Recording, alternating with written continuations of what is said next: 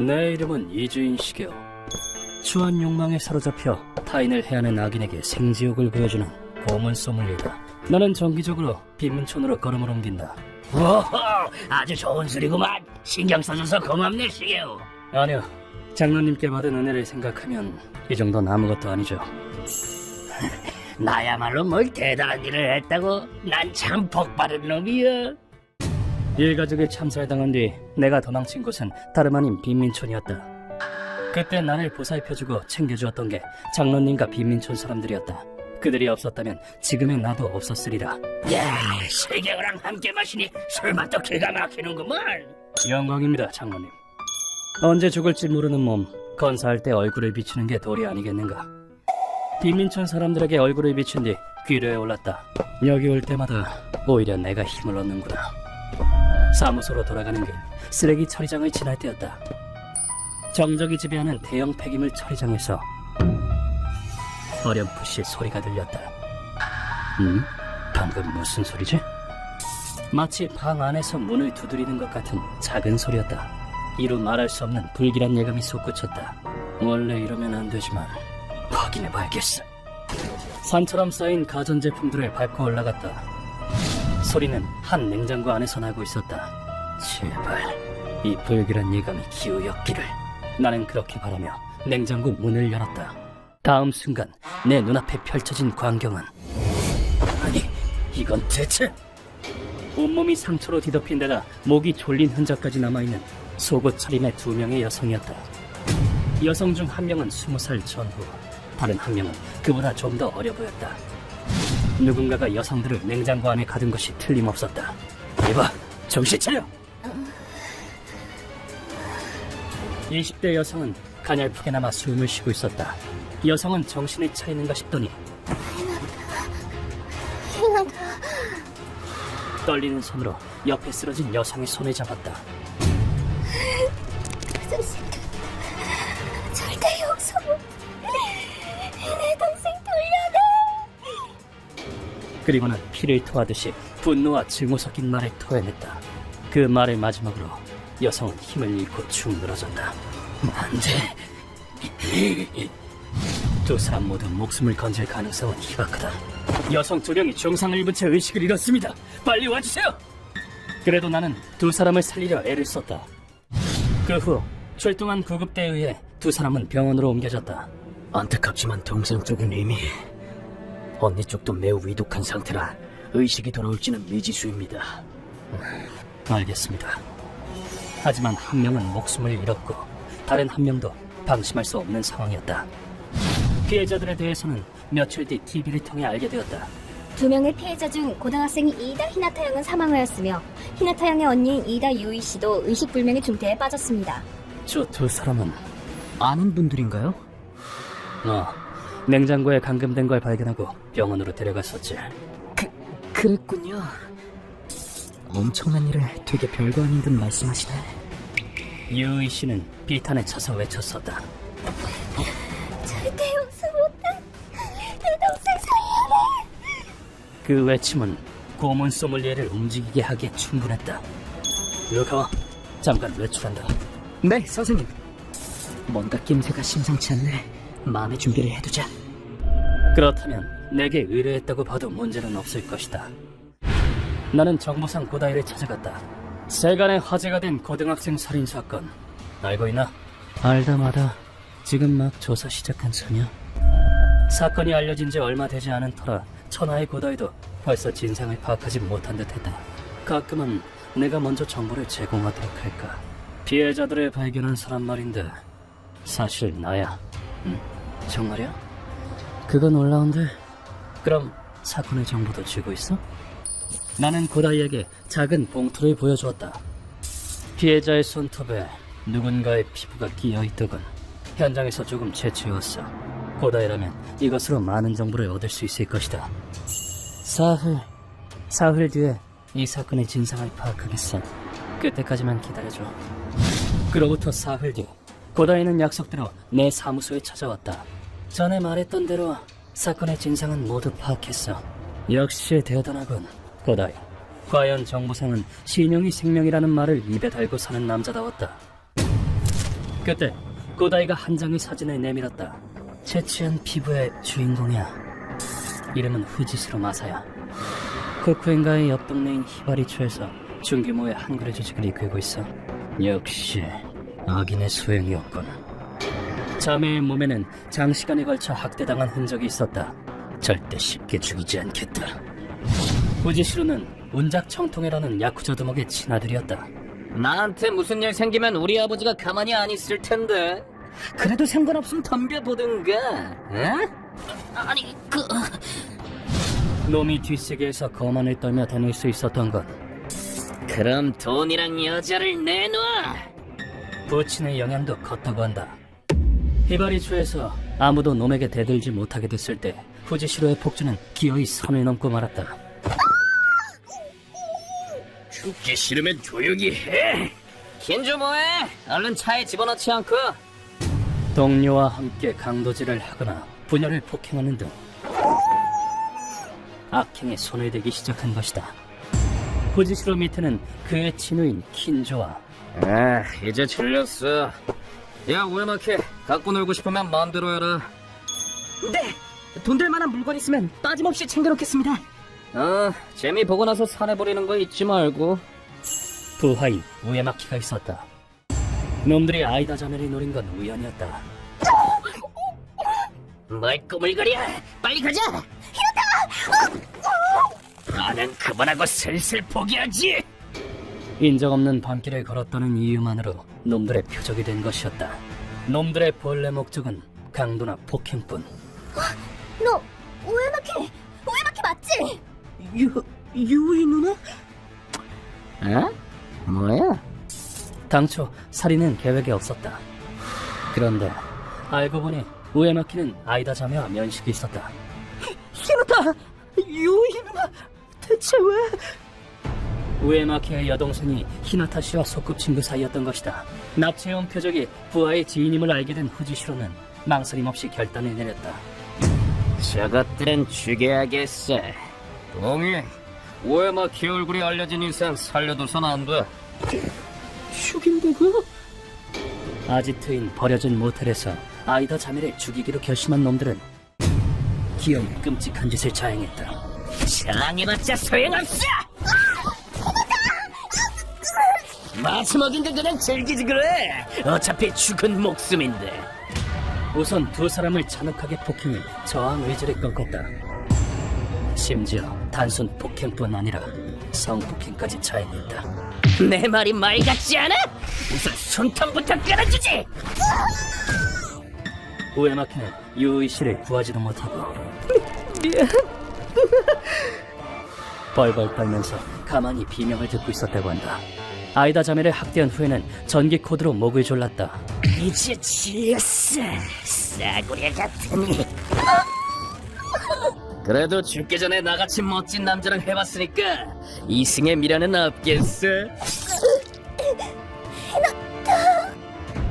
두 사람이 의식을 잃은 뒤에도 후지시로의 학대는 계속되었다고 한다. 그 후 놈들은 폐허의 냉장고 속에 두 사람의 시신을 숨겼다. 내일 밤에 전문가를 불러서 처리하지. 증거 인멸이다. 역시 철저한 놈이라니까. 뭘 질질 짜고 있어? 인제 와서 쫄려? 쫄리냐고! 폐허의 냉장고를 눈여겨볼 사람은 없을 테니 증거를 인멸할 방법으로는 제격이었다. 그런데 놈들이 예상하지 못한 사태가 발생했다. 떨어뜨리지 않게 조심해.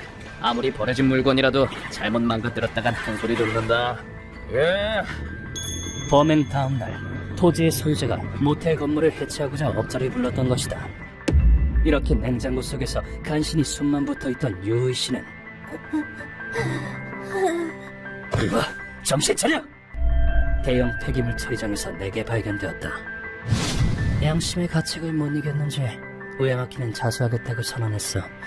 그런데 설마 그래, 죽었어. 내가 아이다 자매를 발견하고 이틀 뒤 사람이다!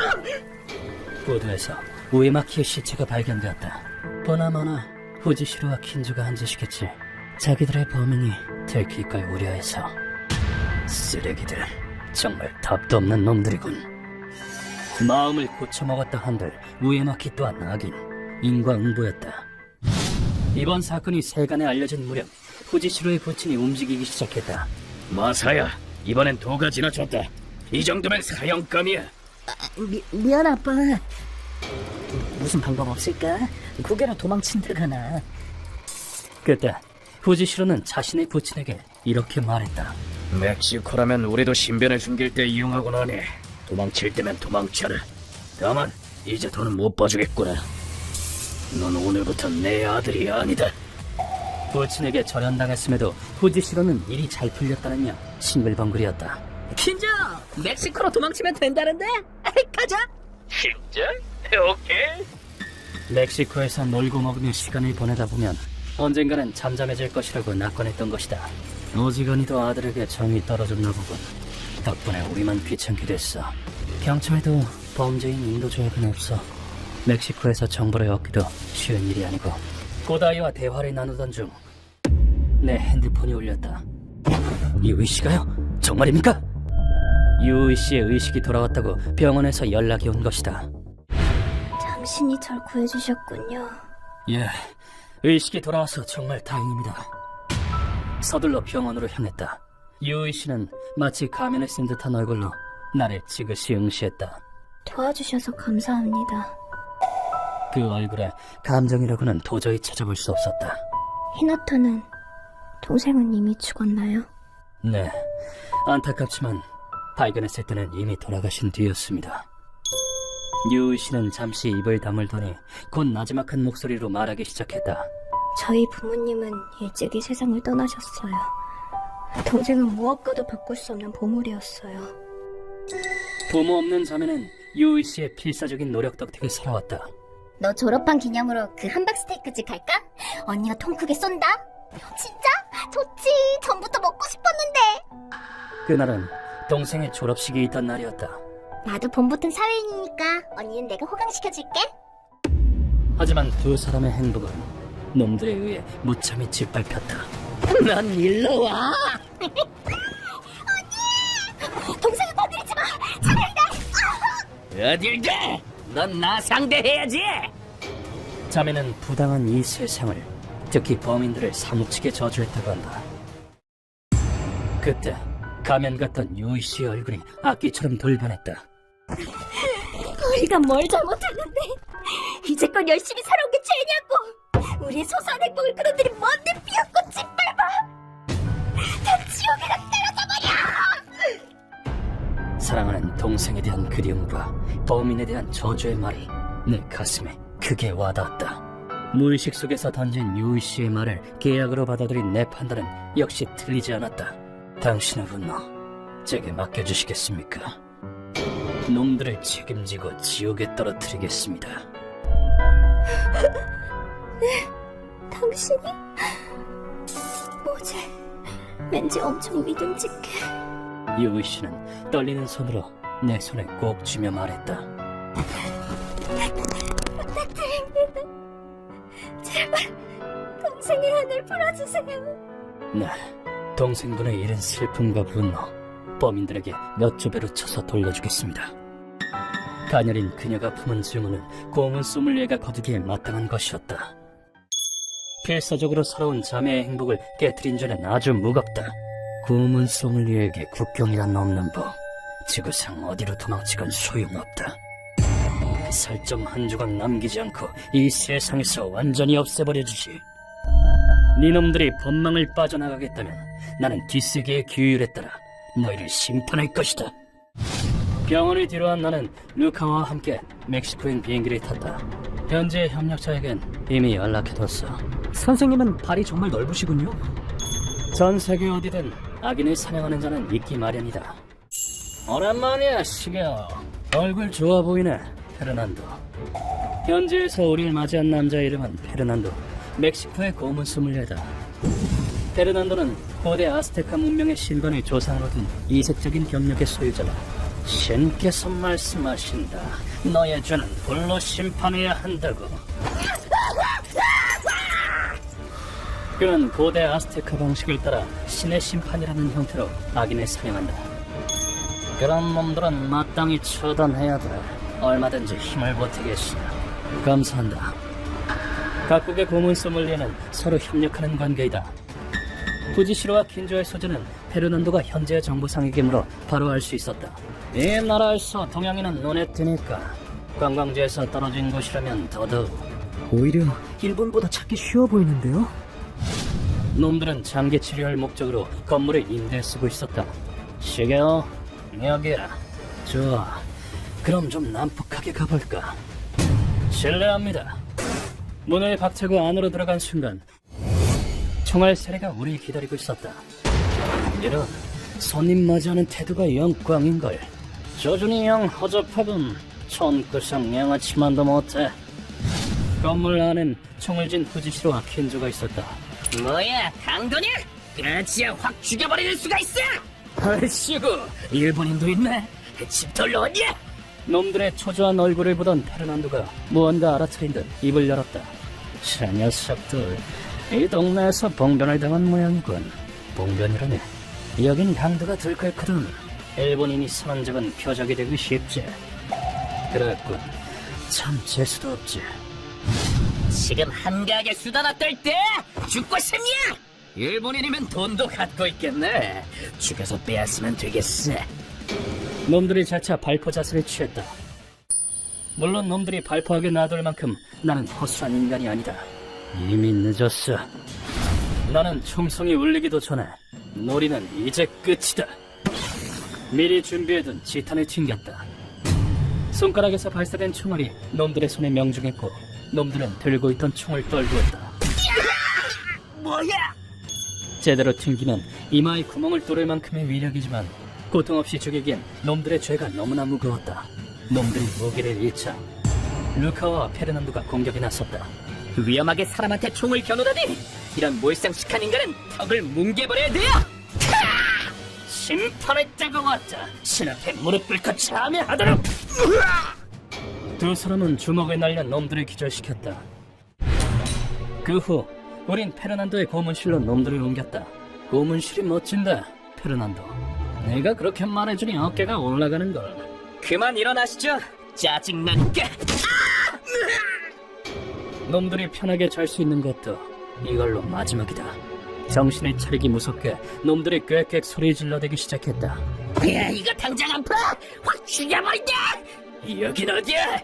너네 정체가 뭔데? 소리치지 마. 시끄러우니까. 페르난도가 엄숙한 목소리로 고했다. 신 앞에서 니놈들의 죄를 확인하겠다. 진실만을 답하도록. 신 좋아하시네. 본 적도 없는데 신은 개뿔이. 내가 바로 신이다, 이 미친 자식아. 하지만 예절을 모르는 원숭이들은 함부로 욕설을 늘어놓았다. 조상을 경외하는 페르난도가 이러한 불경을 그냥 넘어갈 리 없었다. 시게오, 조금만 망가뜨려도 괜찮을까? 안 될 거 없지.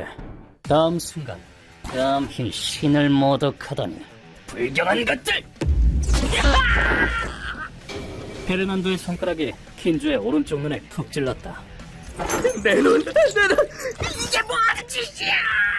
너는 신의 분노를 샀다. 죄인이면 죄인답게 주제를 알도록. 얌전히 묻는 말에나 대답해. 너희는 무고한 자매를 납치해 성폭행하고 그중 동생을 살해했다. 너 뭐야? 그 여자랑 아는 사이야? 반쯤 장난삼아 타인의 인생을 짓밟은 것에 대해 죄스럽지도 않나? 과연 이들에게 반성의 여지가 존재할 것인가? 내 물음에 놈들은 침을 튀기며 이렇게 답했다. 죄스럽냐고? 그럴 리가 있나? 야, 우리 아빠가 야쿠자 두목이야. 부모 잘 만나서 큰소리 떵떵 치고 사는 게 뭐가 문제인데? 내 눈을 이 꼴로 만들었겠다. 그 빌어먹을 여자 나같이 잘생긴 남자한테 먹겠으면 오히려 고마워하지 못할 망정. 이토록 근본부터 어긋난 말만 해대는 것도 어떻게 보면 대단하군. 이로써 놈들이 죽어 마땅한 쓰레기라는 사실을 재확인할 수 있었다. 함부로 짓거리지 마라, 쓰레기들. 페르난도, 루카와 시작한다.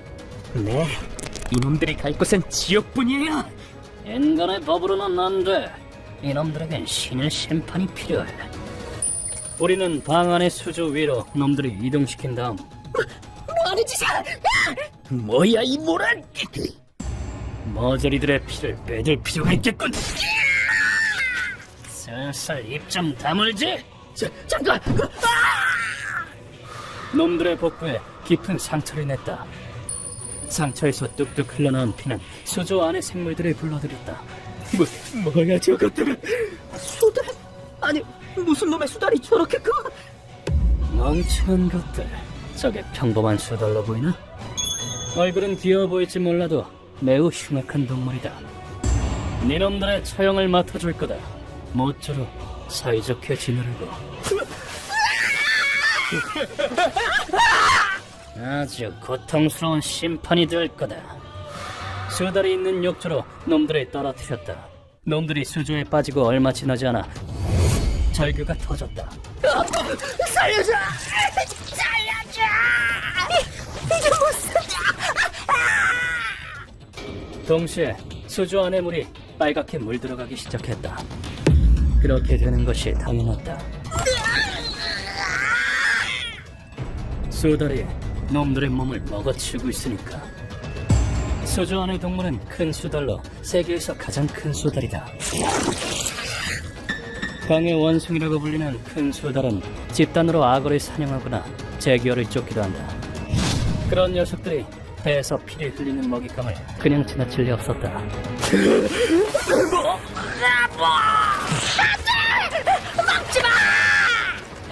놈들의 속살을 파먹고자 수달들이 배를 물어뜯었다. 야생동물에게 죄인을 산채로 먹이는 형벌은 예로부터 각국에 존재해왔지. 이것도 그의 일종이로군, 페르난도. 바로 그거야. 육지보다는 수중이 더 큰 공포심을 심어주거든. 거기다 큰 수달은 먹이를 한 번에 해치우기보다 조금씩 뜯어먹는 걸 좋아하지.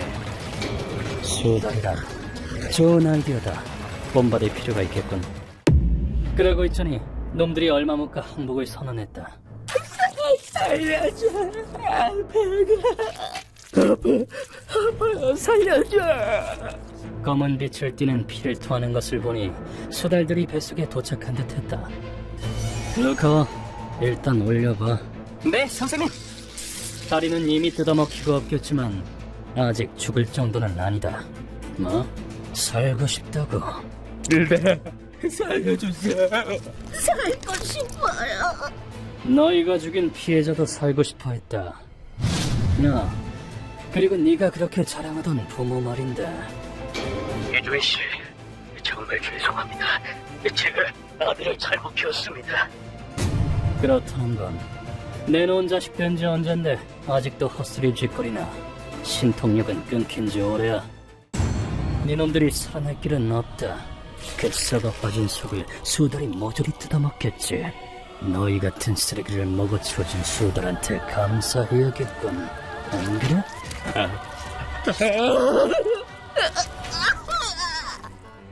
욕망에 사로잡혀 타인을 짓밟는 악당에게 구원의 손길 따윈 없다.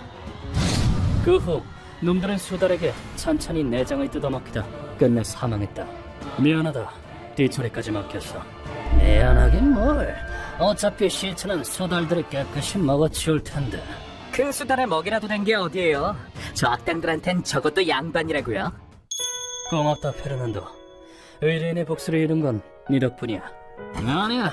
멕시코의 범죄자가 일본으로 도망치면 그땐 내 쪽에서 부탁하지. 나와 루카는 페르난도에게 감사 인사를 전하고 멕시코를 떠났다. 나는 유이 씨에게 범인들을 처리했음을 보고했다. 두 분의 분노는 확실히 전달했습니다. 부디 과거에 얽매이지 마시고 행복을 추구하며 살아가세요. 감사합니다. 정말 감사합니다. 의뢰인에게 모습을 보이지 않는 게 보통이지만 오늘은 특별히 예외다. 복수는 의미 없는 행동이라고 말하는 자도 있겠지. 하지만 내 생각은 다르다.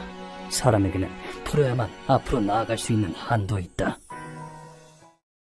휴먼버그 대학교에서는 어둠의 세계를 주제로 여러 가지 이야기를 소개하고 있습니다. 다른 영상도 꼭 한번 보시길.